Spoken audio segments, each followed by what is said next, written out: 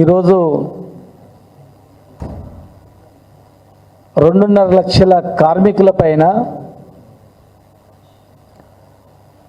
గౌడ జాతి పైన చేస్తున్న దాడిని మేము తీవ్రంగా ఖండిస్తున్నాం. ఇచ్చిన హామీలు నెరవేర్చకుండా మేనిఫెస్టో పెట్టే అంశాలు కూడా ప్రస్తావన తీయకుండా కేవలం వృత్తి మీదనే దాడి చేస్తున్నారు. రాజకీయ ఎదుగుదలకు ముందుకు పోకుండా వృత్తి మీద దాడి చేసి భయం గుప్పిట్లో పెడుతున్నటువంటి అనుమానాలు చాలా వస్తున్నాయి. ఎందుకంటే రేపు రాబోయే స్థానిక సంస్థల ఎన్నికలు ఉన్నాయి కనుక సర్పంచ్లుగా, ఎంపీటీసీలుగా, జెడ్పీటీసీ అత్యధిక స్థానంలో మరి ఈ కమ్యూనిటీ యొక్క భాగస్వామ్యం ఉంటుంది కనుక వీళ్ళని భయం గుప్పిట్లో పెట్టాలని చెప్పి మళ్ళీ పాత పద్ధతిలో ఇలా జరుగుతుందని చెప్పి 10 జిల్లాలను చెప్తా ఉన్నారు. మేము ఒకటి అడుగుతా ఉన్నాం, మేము కల్తీకి వ్యతిరేకం కాదు, కానీ మేము ఒకటే అడుగుతున్నాం. ఈరోజు ఇది ఒకటే కాదు, ఇది కేవలం కళ్ళు అనేది 4 కోట్ల మంది ప్రజలలో కేవలం 10 నుంచి 15 లక్షల మంది మాత్రమే సేవిస్తారు. ఇది ఆరోగ్యమైన డ్రింక్ అని చరిత్రలో కూడా ఉంది. సరే, ఎక్కడెక్కడ కల్తీ చేస్తే యాక్షన్ తీసుకోండి, కానీ దానికన్నా ముందు 4 కోట్ల మంది జనాభా తాగేటువంటి పాలు, ప్రతి పుట్టిన పిల్లగాని నుంచి చనిపోయే వాళ్ళ వరకు కూడా ప్రతి ఒక్కరు కులము మతం లేకుండా పాలు, ఛాయనో, తర్వాత పెరుగో, పాలో, నెయ్యో, మజ్జిగనో, పాల పదార్థాలు లేనటువంటి తిననటువంటి వ్యక్తి ఉన్నాడు. అంటే 4 కోట్ల మంది జనాభా ఉపయోగించే పాలు ఈరోజు తెలంగాణ మొత్తంలో 56.5 లక్షల లీటర్ల పాలు, 56.5 లక్షల లీటర్ల పాలు ప్రతిరోజు తెలంగాణలో అవసరం. మరి పాల ఉత్పత్తి విజయ డైరీ నుంచి కేవలం 3 లక్షల లోపు మాత్రమే. Karimnagar dairy, Masqati dairy, mother dairy 50 లక్షల లీటర్లు, హెరిటేజ్, ఆరోగ్య 50,000, ఆరోగ్య, ఇవన్నీ లెక్క పెట్టుకుంటే కూడా మొత్తం పాల ఉత్పత్తి అనేది తెలంగాణలో 10 లక్షలకు మించి పాల ఉత్పత్తి జరుగుతలేదు. 10 లక్షలకు మించి పాల ఉత్పత్తి జరగనప్పుడు ప్రతిరోజు 56.5 లక్షల లీటర్ల పాలు ఎక్కడి నుంచి వస్తున్నాయి? ఒకవేళ ఆంధ్ర నుంచి వస్తున్నాయి అనుకుందాం. ఆంధ్రలో కూడా మనుషులు ఉన్నారు, పాలు అవసరం కదా, అక్కడ ఉత్పత్తి లేదు కదా. కర్ణాటక నుంచి వస్తుంది అనుకుందాం, కర్ణాటకలో కూడా అన్ని గేదెలు లేవు కదా. ఈరోజు 56 లక్షల లీటర్ల పాలు కావాలంటే దాదాపు 56 లక్షల గేదెలు ఉండాలా. 56 లక్షల గేదెలు ఉండాలి అంటే 10 లక్షల గేదెలు పాలిచ్చేటుంటే 4 గేదెలు ఉంటే ఒకటి పాలిస్తుంది. అట్లా 50-60 లక్షల లీటర్ల 50-60 లక్షల గేదెలు ఉండాలి. పాలిచ్చే గేదెలు లేవు. ఆంధ్రప్రదేశ్లో జనాభా కన్నా ఎక్కువ లేవు, కర్ణాటక లేవు, తమిళనాడు లేవు, చుట్టుముట్టు రాష్ట్రాలు ఎక్కడ లేనప్పుడు, గేదెలు లేనప్పుడు, ఆ రాష్ట్రాల్లో ఉత్పత్తి అయ్యేటువంటి పాలే ఆ రాష్ట్రాలకు సరిపోయినప్పుడు మరి ఈ రాష్ట్రంలో ఇన్ని లక్షల లీటర్ల పాలు ఎక్కడి నుంచి వస్తున్నాయని చెప్పి నేను అడుగుతా ఉన్నా. దయచేసి పాలల్లో కల్తీ జరుగుతుందని చాలామంది యూట్యూబ్లలో చెప్తా ఉన్నారు. యూరియా ద్వారా, రకరకాల పదార్థాల ద్వారా, కెమికల్స్ ద్వారా పాలు ఉత్పత్తి అవుతున్నాయి. పుట్టిన పిల్లవాడు తాగే పాలల్లో కల్తీ గురించి ఆలోచన చేస్తలేరు. హాస్పిటల్లో వైద్యం అందుతున్నటువంటి పేషెంట్ తాగే దాని మీద మీరు దృష్టి పెడతలేరు. ప్రతి పేషెంట్కు పెరుగు తినబెడతారు, మజ్జిగ ఇస్తారు, పాలు ఇస్తారు.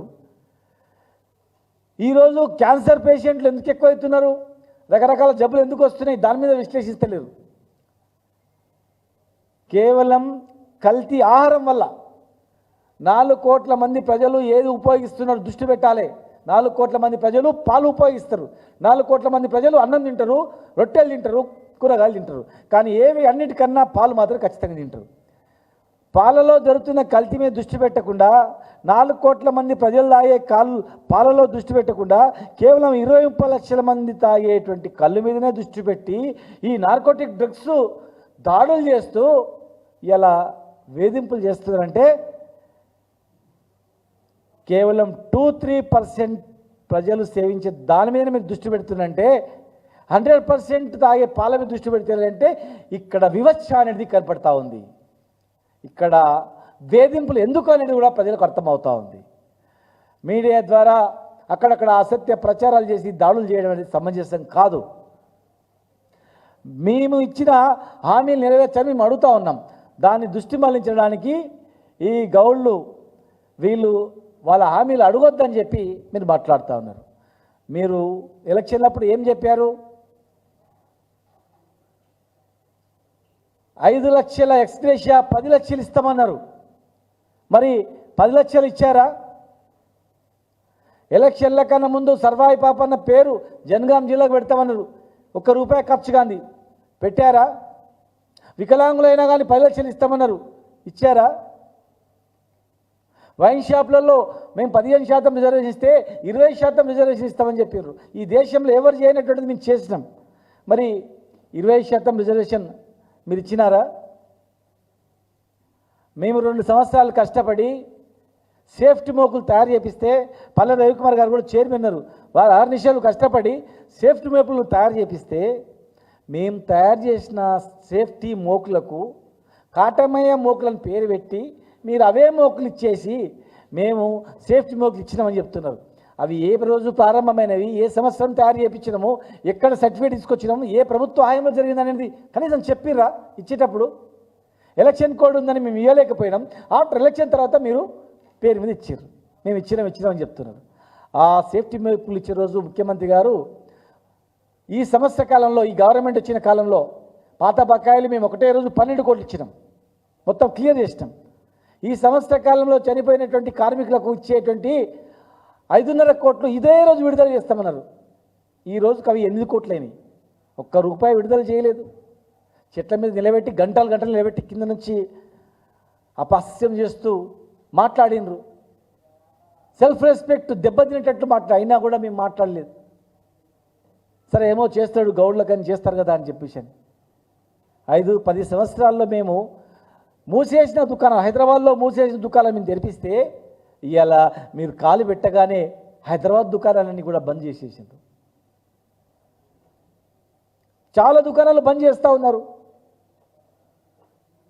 కొత్తగా మీరు మంత్రి గారు స్టే ఇచ్చి వాళ్ళకు స్వేచ్ఛగా నడుపుకునేట్టు ఏర్పాటు చేయొచ్చు.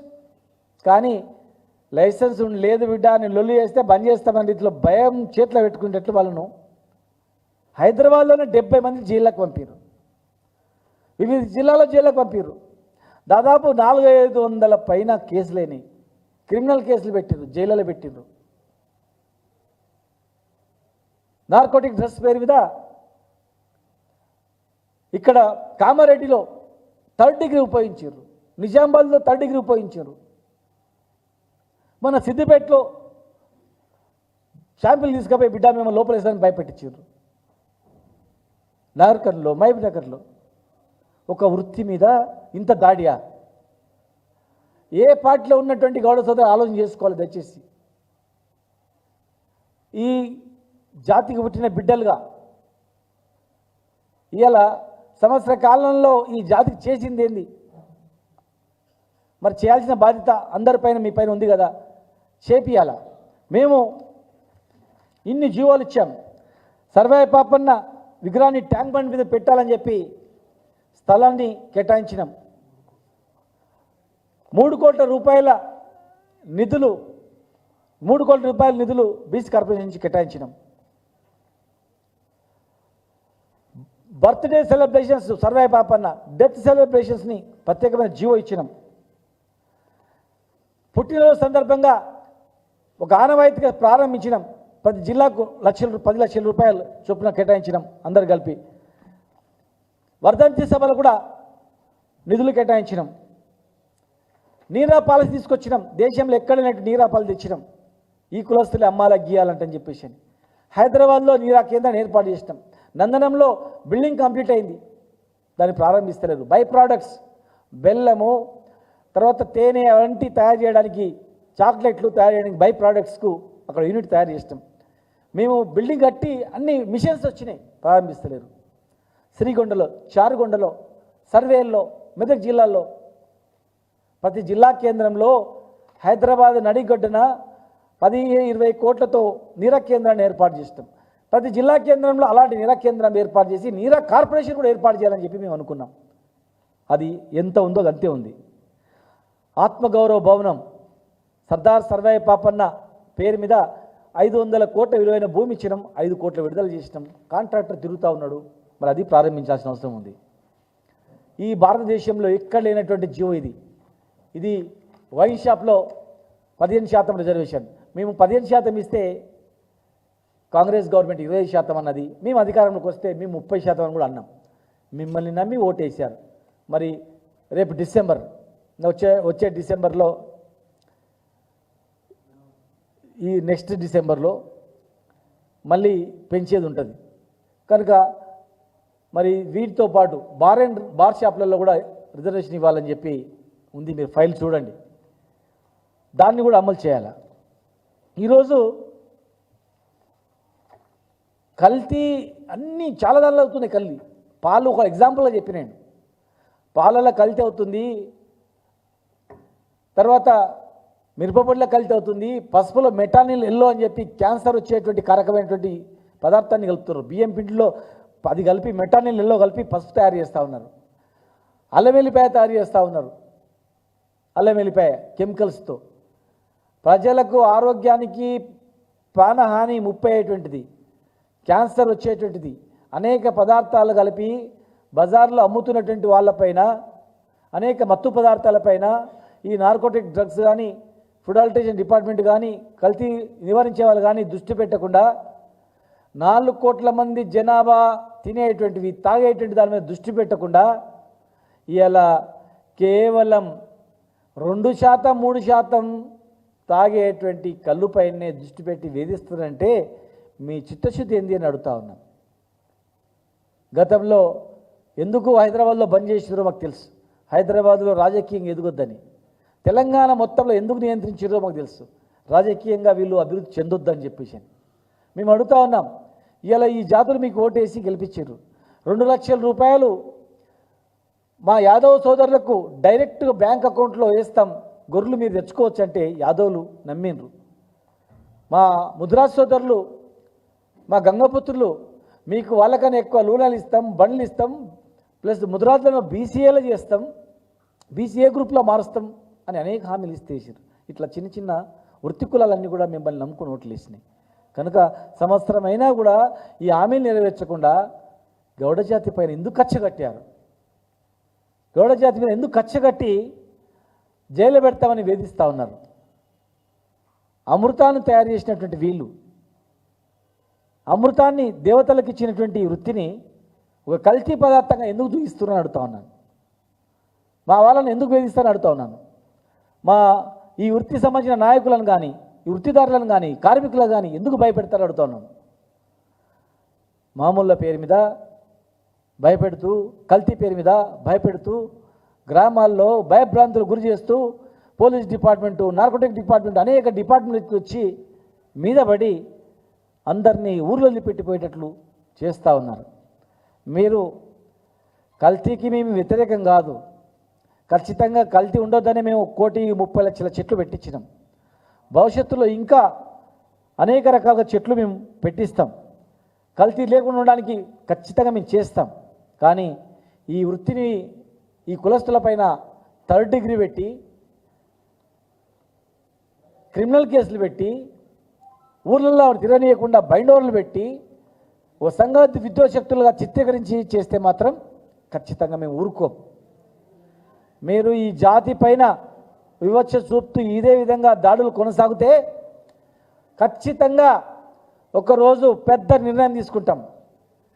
ఇదే నిజాం కాలేజ్ గ్రౌండ్లో, సికింద్రాబాద్ గ్రౌండ్లో 1,00,000 నుంచి 10 లక్షల మందితో సమావేశం ఏర్పాటు చేసి భవిష్యత్ కార్యాచరణ నిలబడతాం.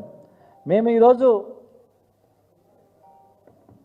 15% రిజర్వేషన్ మేము ఇస్తే ఆంధ్రప్రదేశ్లో చంద్రబాబు నాయుడు గారు 10% రిజర్వేషన్ ఇచ్చిండు. ఇక్కడ బీజం వేసుకునే విత్తనం పక్క రాష్ట్రంలో 10% వచ్చింది. దేశం మొత్తంలో, భారతదేశం మొత్తంలో కూడా ఈ రిజర్వేషన్ ఇవ్వాలని చెప్పి డిమాండ్తో మేము ప్రధానమంత్రిని కూడా కలుస్తాం. ప్రధానమంత్రి గారిని కూడా. నిన్న మహారాష్ట్రకు సంబంధించినటువంటి నాయకులతో సిద్దిపేటలో మీటింగ్ పెట్టినాం.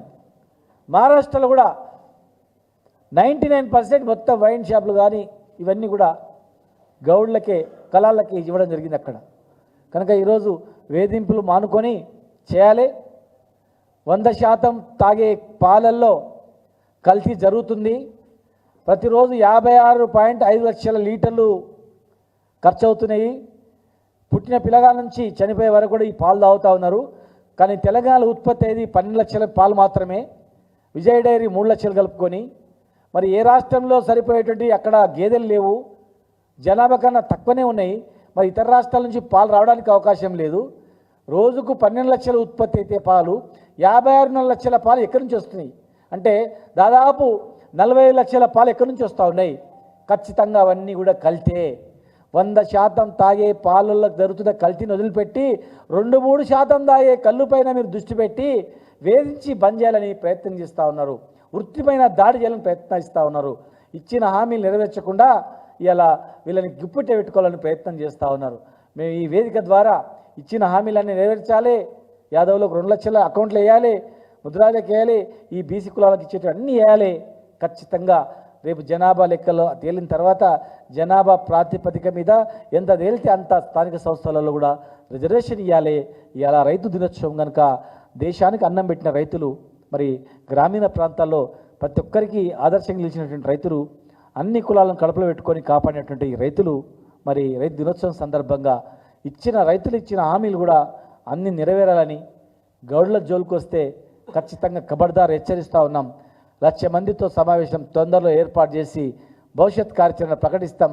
ఈ దాడులు బంద్ చేయకపోతే ఖచ్చితంగా మేము ఎవరైనా సరే వారికి గుణపాఠం చెప్తామని చెప్పని మీడియా ద్వారా మీకు తెలియజేస్తూ ఉన్నాం. ఇగో సార్, బర్రెలు ఉండేటివి తెలంగాణలో, పాలిచ్చే బర్రెలు ఉండేటివి 3-4 లక్షలు కూడా లేవు. రోజు 56.5 లక్షల పాలు ఖర్చు అవుతున్నాయి. ఉత్పత్తి అయ్యేటి విజయ డైరీ ఓన్లీ 3 లక్షలు. తర్వాత మస్కతి ఒక 50 లక్షల లీటర్లు, మదర్ డైరీ 50,000 లీటర్లు, హెరిటేజు అవి 2 లక్షలు 3 లక్షలు, ఇవన్నీ కలుపుకుంటే కూడా 12 లక్షలు 13 లక్షలు కాదు. మరి పాలు ఎక్కడి నుంచి వస్తున్నాయి?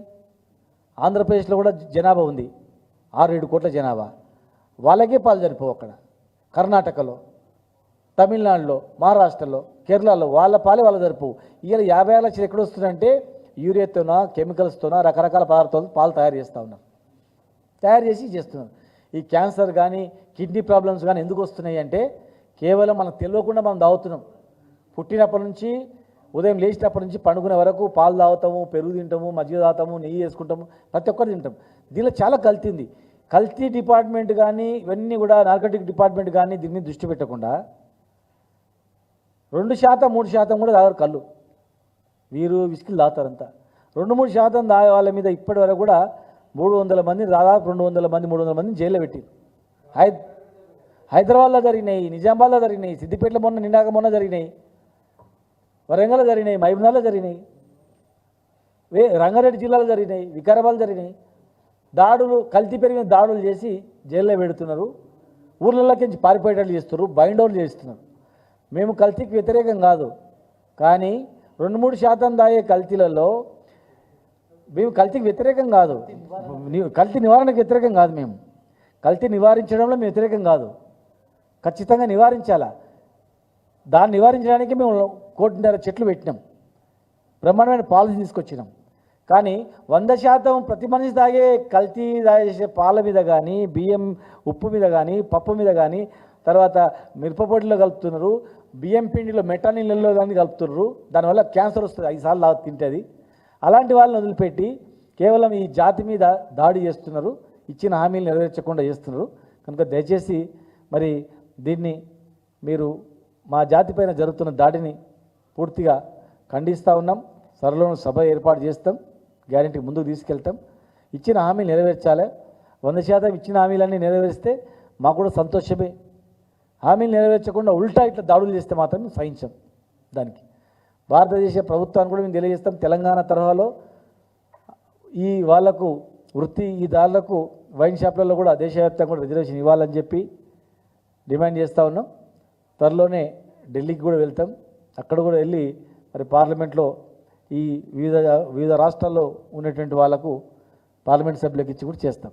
ఈ రాష్ట్రంలో మాత్రం హామీలు నెరవేర్చండి, దాడులు బంద్ చేయండి, దాడులు చేయాల్సింది చాలా ఉన్నాయి, వాటి మీద దాడులు చేయండి అని చెప్పి మేము కోరుతా ఉన్నాం.